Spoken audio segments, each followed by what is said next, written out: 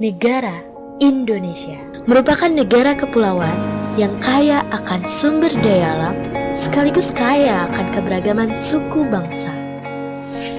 Di antaranya ada suku Minangkabau, suku Betawi, suku Wamena, dan masih banyak lagi. Hal ini menjadikan Indonesia sebagai negara kesatuan. Namun nyatanya, masih banyak perseteruan yang timbul akibat perbedaan. Di kota pun masih terdapat rasisme. Tidak jarang, pemicunya disebabkan karena hal sepele seperti ejek-ejekan. Mana lo bal, dasar hitam. Kurang ajar lo Bil, dasar albino. Enak aja lo ngajak ribut. Ngaca, lo duluan yang mulai. Papua. Batak.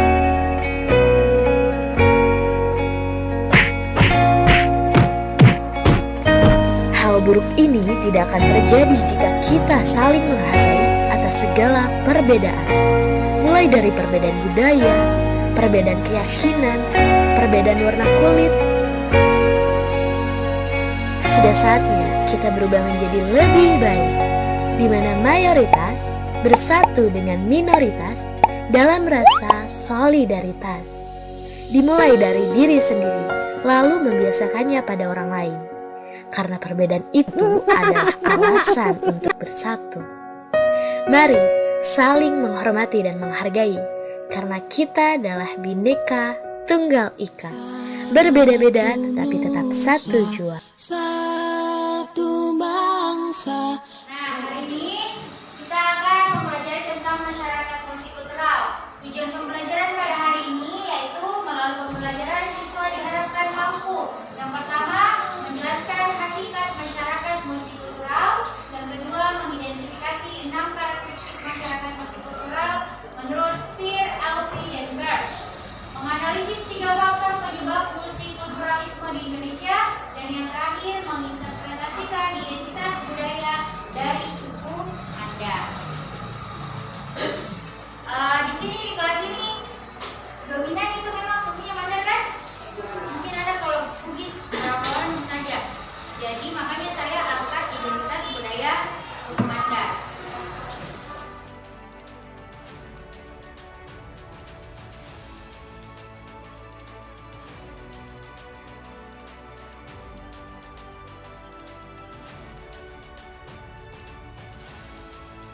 Nah, masyarakat multikultural di mana di dalamnya terdapat nilai-nilai yang dapat dikembangkan di masyarakat. Salah satu soalnya tadi ada kan di KAUT, nilai-nilai apa yang dapat dikembangkan dalam masyarakat tentang multikultural. Yang pertama ada demokratis, di mana nilai ini mengedepankan bagaimana cara bertindak dan bersikap menilai sama hak dan kewajibannya setiap manusia. Selanjutnya pluralisme, pandangan yang menerima keberagaman sebagai nilai positif. Selanjutnya humanisme, pandangan yang menghargai harkat dan martabat manusia. Nah, ini pandangan yang menerima keberagaman sebagai nilai positif. Salah satu contohnya budaya yang ada di Mandar itu namanya apa namanya itu? Saling gotong royong. Ada bahasa Mandar, saya lupa. Si Bali Pari.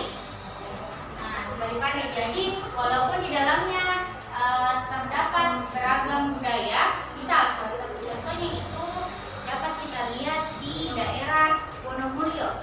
Orang-orang di luar, kalau kalian tahu, kalau dengar kata Wonomulyo, mereka kira itu desa yang ada di Jawa. Karena memang di dalamnya itu. Nah, kalau orang Mandar biasanya Wonomulyo itu dikenal dengan kampung Jawa Kampung. Nah, karena di dalamnya itu banyak orang-orang Jawa yang pindah di Wonomulyo, yang tinggal di Wonomulyo, tapi di dalamnya itu banyak suku-suku lain juga. Artinya ada juga suku Mandar. Tapi karena banyaknya perbedaan, mereka tetap mengedepankan namanya si Bali Pari. Walaupun sama beda-beda sukunya, tapi mereka tetap bersatu dan mengerjakan segala sesuatunya itu dengan bergotong royong.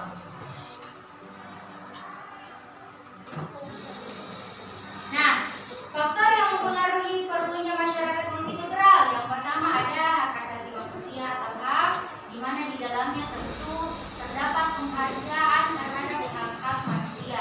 Walaupun ada perbedaan-perbedaan di dalam masyarakat Indonesia, tentu kita harus mengedepankan namanya toleransi dengan menghargai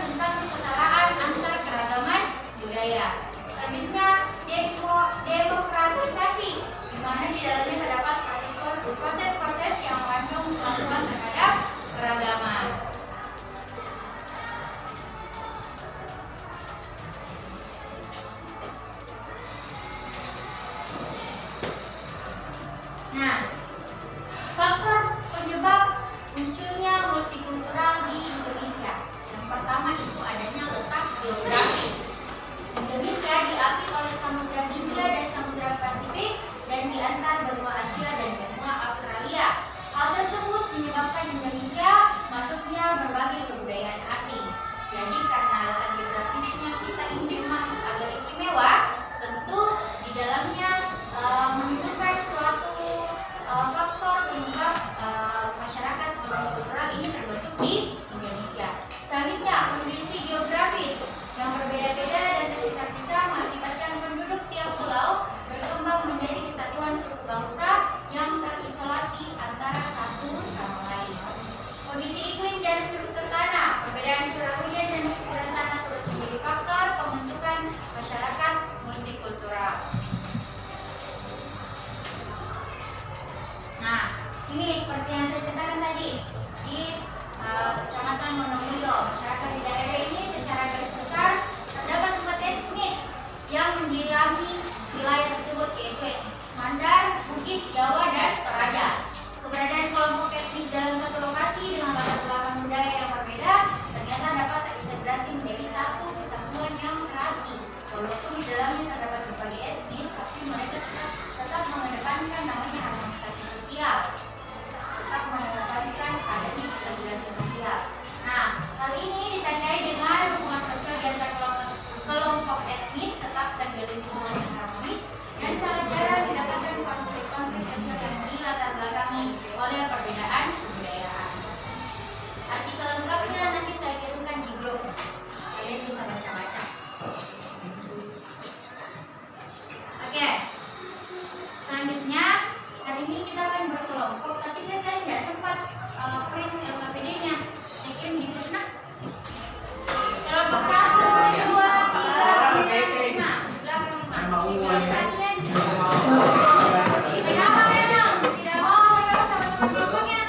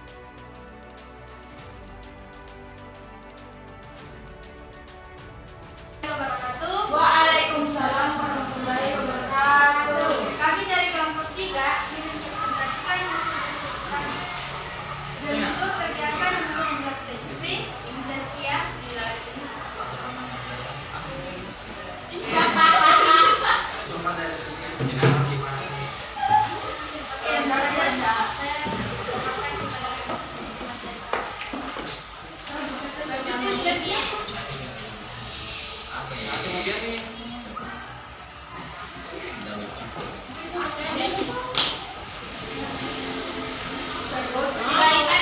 adalah semangat yang sama dimiliki para pria dan wanita yang ada di tanah Sunda ini, di mana semangat dalam bekerja dan melawan ekonominya antara pria dan wanita masing-masing dimiliki tugas dan fungsi. Kita ikutkan apa itu debat apa?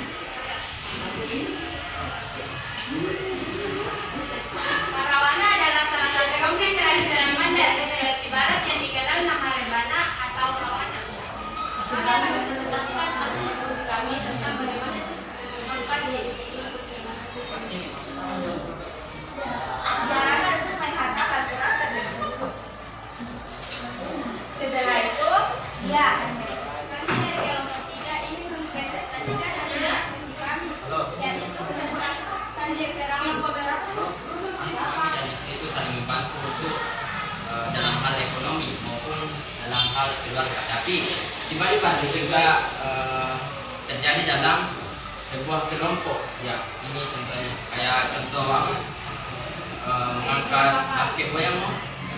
Ya, itu juga salah satu yang namanya tiba-tiba dalam tradisi Mandar.